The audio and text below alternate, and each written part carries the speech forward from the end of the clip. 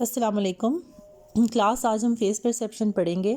अभी तक हमने विजुअल रिकग्निशन की जो टॉपिक था वो हमने कवर कर लिया हुआ था और हमने देखा था कि हम डिफरेंट शेप्स को, डिफरेंट अल्फ़ाबेट्स को या ज्योमेट्रिक फिगर्स जो हैं उनको किस तरह से हम रिकग्नाइज़ करते हैं।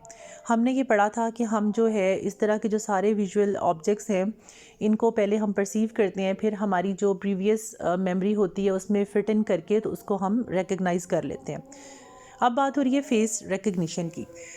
फेस रिकग्निशन जो ये थोड़ी सी चैलेंजिंग इसलिए भी होती है कि हम जो ऊपर जो थेरीज़ हमने पढ़ी हुई है इससे पहले, या जो हमने दूसरे विजुअल ऑब्जेक्ट्स की रिकग्निशन की हमने थेरीज़ पढ़ी थी, वो हम इस पे अप्लाई नहीं कर सकते। किस लिए नहीं अप्लाई कर सकते? क्योंकि सारे जो फेसेस होते हैं ऑलमोस्ट उन सब की सेम शेप्स होती हैं, सेम स्ट्रक्चर होता है। डिफरेंस तो होता है, ज़ाहिर है, ऑब्वियसली अगर डिफरेंस नहीं होगा शक्लों में या डिफरेंट नहीं होंगी लोगों की शक्लें तो हम उनको कैसे वो एक दूसरे से मुख्तलिफ कैसे होंगे। तो लेकिन जो बेसिक स्ट्रक्चर होता है फेसेस का वो तकरीबन सारे लोगों का सेम होता है। हमें पता होता है कि आंखों की शेप क्या होती है, नोज़ की शेप क्या होती है, लिप्स की शेप क्या होती है, चीक्स की शेप क्या है, चिन की शेप क्या होती है, और इन सारे फीचर्स की जो प्लेसेस हैं वो भी हमें पता होती हैं कि कहाँ पे होती हैं। तो इस तरह से ये रिकग्निशन थोड़ी सी डिफ़िकल्ट हो जाती है कि जो है सारे फीचर्स जो हैं वो एक जैसे हैं, तो उनको आइडेंटिफाई किस तरह से किया जाए, हम रिकग्नाइज़ उनको किस तरह से फिर करते हैं। तो देखिए, अगर आपका एक फ्रेंड है उसको आपने रिकग्नाइज़ करना है। आप उसको चाहे अंधेरे में देखें, थोड़ी बहुत रोशनी में, आप उसको जो है वो उसके फेस की हाफ साइड देखें, या फिर जो है उसको आप उसके डिफरेंट एक्सप्रेशंस के साथ देखें, आप उसको रिकग्नाइज़ कर लेंगे। मतलब चेंज हुई हुई शेप उसकी फेशियल फीचर्स के साथ, जब हमारे एक्सप्रेशंस चेंज होते हैं तो हमारे फेशियल चेंज जो फीचर्स होते हैं उनके अंदर भी चेंजेस आती हैं, उसके साथ भी आप उसको रिकग्नाइज़ कर लेंगे। आप उसको अंधेरे में भी रिकग्नाइज़ कर रहे हैं, आप हर तरह से उसको कर रहे होते हैं।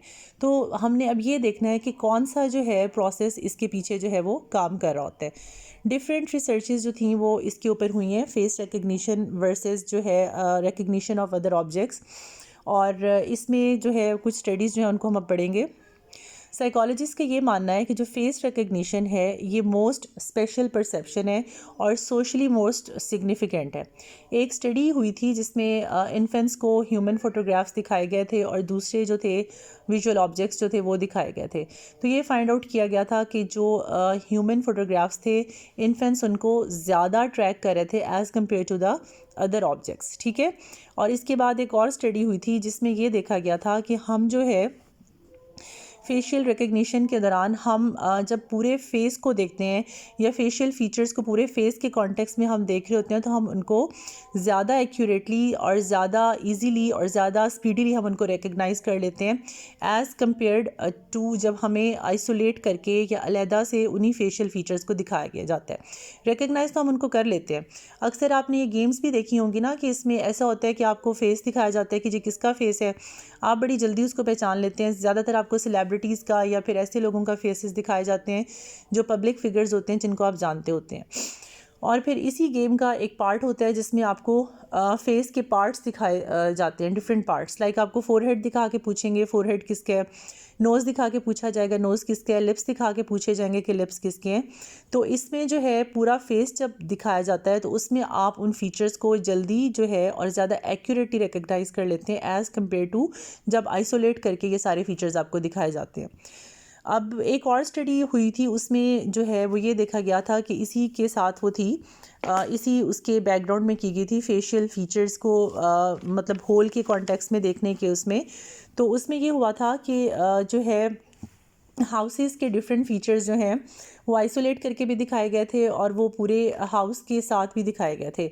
तो जो इंडिविजुअल्स थे वो उनको बड़ी जल्दी रिकग्नाइज़ कर लेते थे, मतलब एक्यूरेटली रिकग्नाइज़ कर लेते थे पूरे घर को देखने में। और जो है वो अलहदा से जब इनको हाउस के फीचर्स को, कंपोनेंट्स को, लाइक खिड़कियाँ, दरवाज़ा, जब इनको अलहदा करके दिखाया जाता था तब भी उतने ही एक्यूरेटली वो उसको रिकग्नाइज़ कर लेते थे, और जब पूरे घर के साथ दिखाया जाता था तब भी उतना ही एक्यूरेटली उसको रिकग्नाइज़ कर लेते थे। तब डिफरेंस कहाँ आ रहा है फेस रिकग्निशन में, कि फेस रिकग्निशन जो है ये होलिस्टिक जो है पॉइंट ऑफ व्यू या जिसको उसको ये फॉलो करती है। और जो है गेस्टॉल्ट जो है हमारी जो पॉइंट ऑफ व्यू है हमारा, कि गेस्टॉल्ट जो कहता है कि हम चीज़ों को एज अ होल परसीव करते हैं रैदर देन द पार्ट्स, तो ये उस चीज़ को जो है वो फॉलो कर रही होती है।